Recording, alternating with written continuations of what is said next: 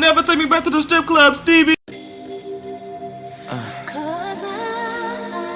ain't ready for this.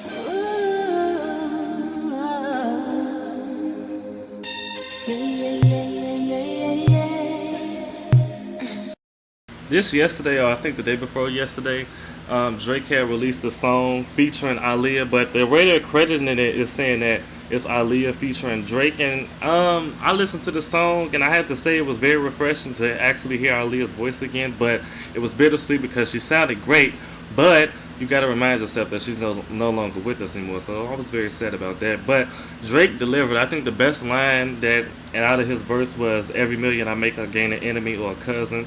Like, you know, everybody, as soon as you start making it big, everybody in the motherfucking woodwork, people you ain't seen in years or people you've never fucking seen, just come out of nowhere with their handouts. So that was a real line that he quoted. And the song, it was alright. I definitely felt like that Timbaland and Missy Elliott should have produced it. I mean, like, even though people are saying that he didn't have to because they don't own her, but those was the best music that Aaliyah made. Pretty much her best shit was made by Timbaland and Missy Elliott. Like One in a Million, 4-page letter, If Your Girl Only Knew, We Need a Resolution, Are You That Somebody, Try Again. Like, almost all her shit that was great and became timeless hits was produced by them. So if you want to like go for greatness, Drake, you should have definitely enlisted the help of Timbaland and Missy Elliott. But you know, he didn't. The song, it was just alright. Like, it just didn't do that much for me. Like, the beat wasn't all that. But Aaliyah's vocals was great and Drake's verse was great, so I will give it that. I would give it a 2.5 out of 5. Y'all know I chew my fingernails. Anyway,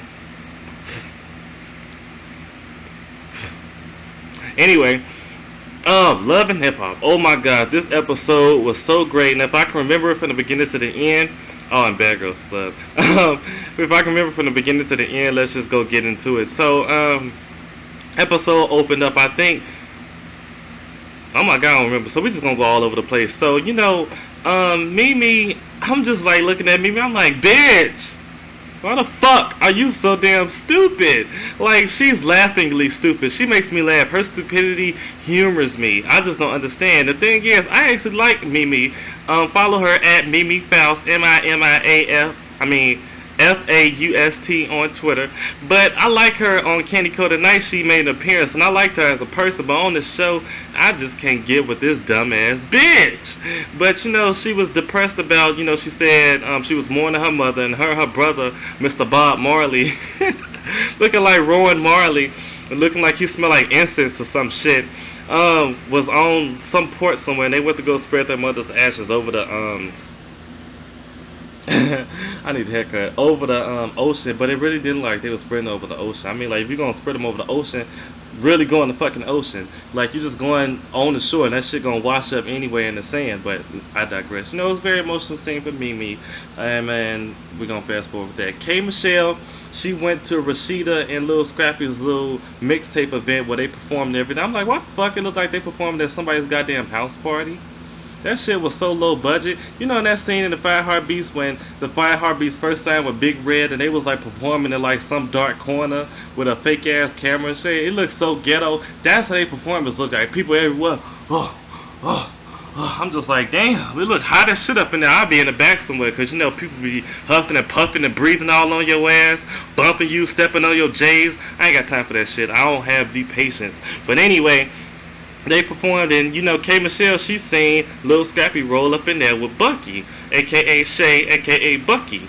But you know, my thing is, like, him and Erica, like, they said they was done and they was over with. So I really wouldn't feel the need to go tell Erica that her ex-man or baby daddy walked up in there with another woman, because like they're like not exclusive or whatever the case may be. Like, they tried it ain't worked. So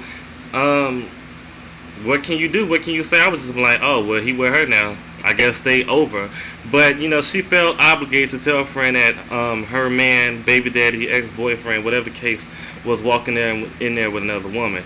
Rashida was, like, being a little bit messy. Like, I feel like she's definitely, like, kind of like the Candy of the show. But, you know, even Candy went back and said a few things. So I guess it's okay for Rashida to do the same thing, too. I still love Rashida. Speaking of Rashida, like Deb said, You've been with Kirk has been managing your ass from here, and you're still here. You haven't gone anywhere. Like I can't even remember the time. Rashida can't even get her videos on 106 and Park no more. So Kirk, what the fuck are you doing? If you can't get your video on 106 and Park, there we have a problem. Like the last time I seen a Rashida video on 106 and Park was the type of girl I wanted to chew all on my bubble gum, and that was back when I was in the 8th grade. So that was what? That was in 2007, bitch. It's been goddamn 4 years. What? No, 5 years.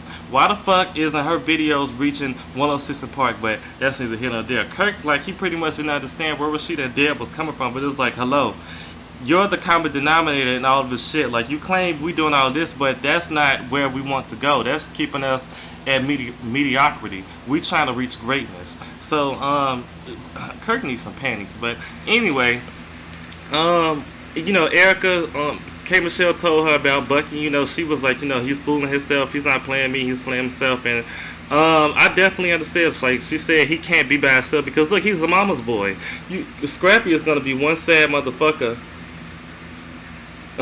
He is going to be one disheveled motherfucker once his mother passes, because that's all he knows. Like, that's all the woman that he loves. Like, you can tell, like, he can't really love another woman because his mama is always interfering in a relationship and he thinks it's okay. So he can't be alone, like, because his mother's still around. Anyway, his mother just needs to completely be out of the situation if Scrappy is being able to grow emotionally in a relationship. Until then, he's going to remain Lil Scrappy, the broke ass motherfucker who got to perform at house parties to get a damn check. But I ain't knocking your hustle, got to get it how you live it. But anyway, Stevie, Jocelyn, and Mimi. You know, Mimi went to therapy, with counseling with Dr. Jeff. I'm seeing Dr. Jeff on everything. First time I seen him, he was on VH1. Now he's on BT. No, he's still on VH1. But that was the first time I seen it. But I've been seeing him more than that, and he still keep popping up every fucking well. But I guess he's collecting them checks. But he was talking to them, and it's just like, you're not gonna get anywhere with Stevie. Like, he's still gonna continue to do the shit that he wants to do. But Mimi is just not getting. She was like, I have a daughter. Well, bitch, you need to find another fucking father figure for that daughter, because the one you got is not setting the example. He is not raising the bar. Then your expectations of another man are going to be extremely low, because you cannot find yourself to get out of this goddamn bullshit. Like, I'm tired of hearing her with all her excuses and her reasons for going back. It's like, I'm pretty sure you said them damn excuses 5 years ago. It's just like, it's a pendulum. It just keeps going back and forth, back and forth, back and forth, back and forth. Anyway, but they did go to counseling. Stevie, he has this grand idea. He was like, you know what, let's bring Jocelyn in. Let's bring Jocelyn in, because I feel like she's just as part of this as much as I am. No, she's not, Stevie. If you're going to have a wife or a girlfriend and you have a side piece, they should not even fucking know each other. The fact that Jocelyn has been able to call Mimi, that blows my fucking mind. But neither she did, and that's in the past. But for whatever reason, he felt like Jocelyn needs to be present in their counseling session. I don't know. But they were present, and man, Jocelyn, I'm starting to love Jocelyn. Even though, before we get to the finale of the episode, let's get into Benzino and Carly Rae. I feel like every girl needs a Benzino, but what the fuck is Benzino? Like, is he black or what? What's going on in his gene pool? One of y'all tell me that. And another thing, it's like, they're fucking boring. Like, I'm tired of both of them. And when Carly was going around bragging to Jocelyn about how happy she is with Benzino, I'm just like, don't nobody fucking care, bitch. As of today, Carly Rae and Benzino are not even dating anymore. And if Carly Rae was smart, she would really try to use, because Benzino owns his own fucking magazine, so that's promo about the woodwork. But she's stupid. They're not together anymore. She swallowed his babies, and that's it. But you know, Jocelyn, Stevie J, and Mimi, you know, they was talking everything. Stevie J had the nerve to wipe that sweat off Jocelyn's face in front of Mimi. And she was like, you know, Stevie is just blatantly disrespectful. I'm like, bitch, you blatantly sit there and accept it. So don't be trying to come off him. He wouldn't be able to. A person can only do to you what you allow them to do. She's been allowing this shit for years, and it's clear to me that she's going to keep allowing this shit to happen. So every time I hear her speak, I zone her out immediately. And I'm pretty sure Stevie been doing the same goddamn thing. But anyway, he did that, and Jocelyn was just very honest. You know, when I seen that bitch in the studio, you know, I was recording. I wasn't even paying her no fucking attention. fucking bitch, fucking bug crawled on my leg. You disrespectful, nothing you. But anyway, and then she was saying, I forgot whatever she was saying, but when he told her that they would still live in the house. First of all, I never even saw what was about to happen coming, because she was so calm. She was like, y'all still live in the same place? She was like, yeah. Fat! She fapped his ass. And then, like, she tried to attack, and I'm just like, wow, she is really going out for him. And I'm like, what is with Stevie fucking hugging everybody he fights? Like, bitch, you hug Lil Scrappy, now you hugging Jocelyn? I guess he, like, try to hug you so you can stop hitting him, but it was get on my nerve. But Jocelyn was fucking she was steaming, she was boiling, because she was so pissed off. And I guess Mimi was sitting out like so cool, like a boss, like, yeah, bitch, now you see what I'm going through, but no, you going through it because you're stupid. I feel like Jocelyn is smarter than Mimi in this situation. And she was like, how you gonna come to me asking me for sex, and then you forgot to tell me that this bitch living in your house? Then she was trying to whoop it. She was like, I'm gonna beat your ass. Like, that was hilarious to me. So she attacking them, and security coming in to break it up. And then, like, they could barely even hold Jocelyn. Like, she was like, let me go! Let me go! And then, like, she got out there. But I'm like, okay, she got through the door, but, like, did she ever fuck her? Oh, no. Mona Scott came out of nowhere. Like, Shawnee O'Neal decided to break it up at the last minute. But Mimi sitting up in a chair like, done? Like, Mimi, you're not done. I mean, I've been seeing pictures with you and Stevie posted up on Twitter every fucking where. So, Media Takeout, World Star Hip Hop, The Boss Up, YBF, That Great Jew, Straight from the A. I've been seeing you, both of y'all everywhere, so you ain't done. And it's like, you looking all stupid for nothing. And what kills me about Stevie is like, he be trying to like, he be saying all this shit, but it's like, hello, did you forget that all the shit that you're doing and that you're saying is going to come up eventually when everybody watches the show? Makes no sense. But you know, I'm pretty sure like a few members of the cast of Love and Hip Hop are like 2 apples short of a tree.